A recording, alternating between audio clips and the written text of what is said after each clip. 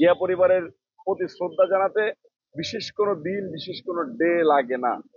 শহীদ রাষ্ট্রপতি জিয়াউর রহমান সাহেব স্বাধীনতার পরে বাংলাদেশের জন্য প্রত্যেকটা সেক্টরে এমন এমন কাজ করেছে যে মাসের ভিতরে ম্যাক্সিমাম দিনগুলাই ওনাকে স্মরণ করা হয়। এমনিতে তো নেতাকর্মীরা স্মরণ করেই প্রত্যেকটা সময়, কিন্তু রাষ্ট্রীয়ভাবেও স্মরণ করার মতো দিন রয়েছে। তার ভিতরে একটা 26শে মার্চ।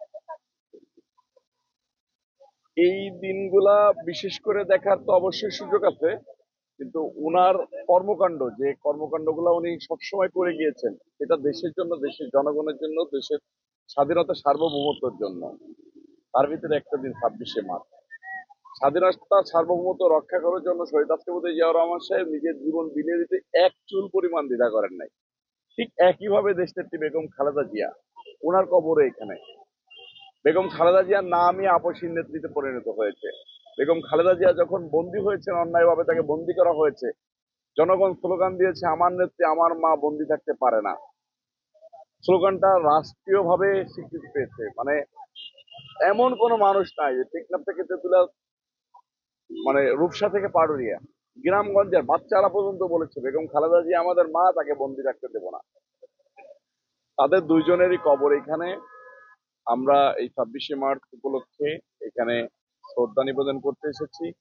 আমাদের প্রিয় নেতা বিএনপি চেয়ারম্যান জনাব তারেক রহমান সাহেব দেশের প্রধানমন্ত্রী হয়েছে।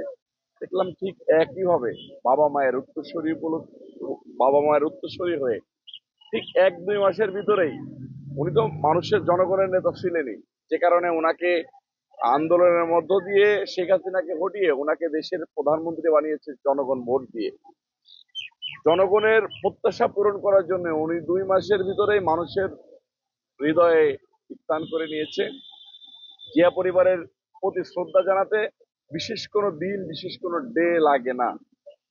সে কারণে আমরা দেখবেন যে প্রায় প্রায় এসে মানুষ অন্য দিনও শ্রদ্ধা নিবেদন করতে আসে। আমরা 26শে মার্চ উপলক্ষে আজকে শ্রদ্ধা নিবেদন করতে এসেছি। আল্লাহ পাক রব্বুল আলামিন শহীদ রাষ্ট্রপতি জিয়াউর রহমান সাহেব এবং দেশনেত্রী বেগম খালেদা জিয়াকে বেহেশত নসিব দান করুন।